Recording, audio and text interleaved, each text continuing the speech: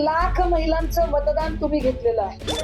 71 लाख महिलांचं मतदान घेताना तुम्हाला त्या अपात्र वाटल्या नव्हत्या। प्रत्येक वेळेला दर 3 महिन्यांनी ज्या आदिती तटकरे स्क्रीन समोर येत होत्या आणि कसे पैसे मिळणार आहेत हे सांगत होत्या, त्या आदिती तटकरे आता 71 लाख महिला कशा अपात्र झाल्या हे सांगायला कधी येणार आहेत? आमचा प्रश्न आहे आपल्याला सरळ सरळ की हे पैसे देवेंद्र फडणवीस यांच्या खिशातनं गेले का? हे पैसे एकनाथ शिंदेच्या खिशातनं गेले का? हे पैसे आदिती सुनील तटकरे यांच्या खिशातनं गेले का? तर या पैशाच्या जीवावर बॅनर लावायचा अधिकार तुम्हाला का होता की 71 लाख बहिणींचे पैसे बंद केले? याचं कारण काय आहे? आता पुन्हा नव्याने काही लाडक्या बहिणी अपात्र ठरवलेल्या आहेत। या बहिणी अपात्र ठरवताना साधारणतः 71 लाख महिला एवढा आकडा आहे। 71 लाख म्हणजे हा प्रचंड मोठा आकडा आहे। 1 कोटीच्या जवळपासचा आकडा होतोय। आधीची आणि नंतरची जर संख्या घेतली एकत्रित तर 71 लाख महिलांचं मतदान तुम्ही घेतलेलं आहे। 71 लाख महिलांचं मतदान घेताना तुम्हाला त्या अपात्र वाटल्या नव्हत्या। 71 लाख महिलांना मतदार म्हणून त्यांना गोंजारताना, त्यांच्या खात्यामध्ये पैसे टाकताना प्रत्येक वेळेला दर 3 महिन्यांनी ज्या आदिती तटकरे स्क्रीन समोर येत होत्या आणि कसे पैसे मिळणार आहेत हे सांगत होत्या, त्या आदिती तटकरे आता 71 लाख महिला कशा अपात्र झाल्या हे सांगायला कधी येणार आहेत? कारण 71 लाख महिला जेव्हा अपात्र ठरतात तेव्हा साधारणतः एका महिलेला महिन्याला 1500 रुपये म्हणजे वर्षाला 18,000 रुपये मिळतात। एका वर्षाचे एका महिलेचे 18,000 रुपये म्हणजेच 71 लाख महिलांचे एका वर्षाचे 127 कोटी 80 लाख रुपये होतात। हे एका वर्षाचे झाले। योजना 2 वर्षांपासून चालू।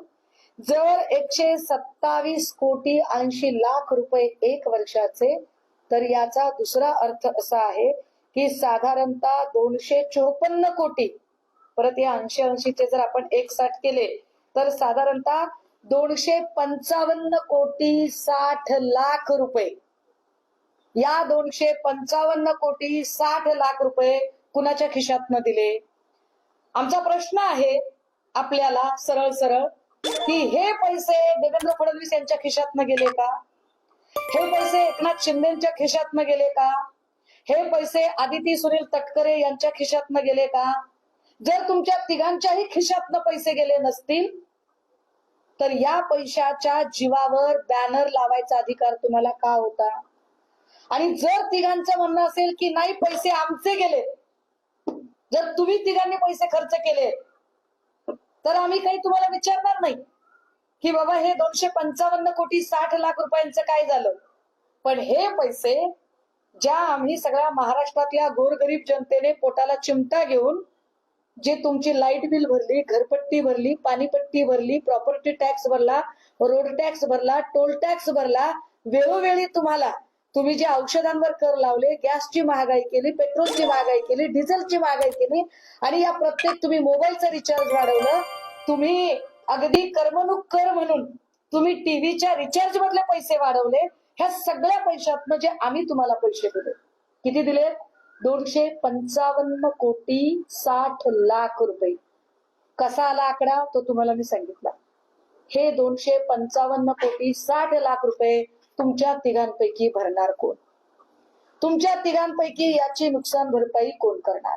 एकनाथ शिंदे तुम्ही करणार आहात का? देवेंद्र फडणवीस तुम्ही करणार आहात का? की अत्यंत गोड बोल्या साखर झेल्या अशा आदिती तटकरे ताई करणार आहेत? तिघांपैकी कुणीतरी एकाने जबाबदारी घ्यावी लागेल, कारण पैसे महाराष्ट्रातल्या गोरगरीब जनतेच्या निढळाच्या घामाचे पैसे तुम्ही घेतलेले आहेत। हे पैसे तुम्ही निवडणुका जिंकण्यासाठी घेतलेले पैसे आहेत। हे पैसे एका अर्थाने सरळ सरळ मतदारांना आमिष दाखवण्यासाठी तुम्ही पैसे घेतलेले आहेत। हे पैसे जर इतरांवर आपण फ्रॉडच्या केसेस करत असू तर निवडणुकीच्या आधी एवढ्या महिलांना लाडक्या बहिणीचं आमिष दाखवून आता निवडणुका जिंकून झाल्यावर, सगळ्या निवडणुका तुमच्या संपल्या, महापालिका संपली, जिल्हा परिषद संपली, नगर परिषद संपली, विधानसभा संपली, आणि अचानक तुम्हाला 71 लाख महिला, आता तेही आम्हाला संशोधन करावं लागेल की या 71 लाख महिला कुठल्या अपात्र केल्यात तुम्ही. ज्या ज्या जिल्हा परिषदांच्या निवडणुका झाल्या तिथल्या केल्यात का, महापालिका क्षेत्रातल्या केल्यात का, म्हणजे हेही कळेल की तुम्ही निवडणुकीपुरते कसे इथल्या महिलांना वापरून घेता येतील. आणि मग या सगळ्या पैशांचा अपहार जर झाला असेल तर तुमच्या तिघांवरच फ्रॉडची केस का टाकू नये. हे सरकार फ्रॉड आहे, या सरकारने फ्रॉडगिरी केली असं आम्ही का म्हणू नये. याची उत्तरं तिघांनीही द्यावी लागतील. तुम्ही तिघे ही उत्तरं द्यायला बांधील आहात.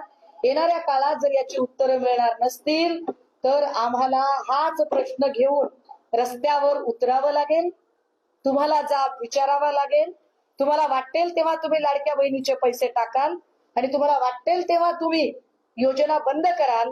तुम्ही वाटेल तेव्हा जनतेची फसवणूक कराल.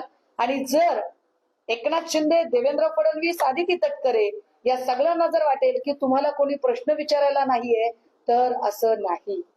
आज जरी दिवंगत नेते दादा हयात नसले तरी सुनेत्रा वहिनी, आम्ही जितक्या आपुलकीने तुमचं उपमुख्यमंत्री झाल्यावर अभिनंदन केलं तितक्याच हक्काने आम्ही तुम्हाला सुद्धा प्रश्न विचारतोय की 71 लाख बहिणींचे पैसे बंद केले, याचं कारण काय आहे. आणि हे साधारणतः 255 कोटी 60 लाख रुपये तुमच्या तिघांपैकी कोण देणार आहे.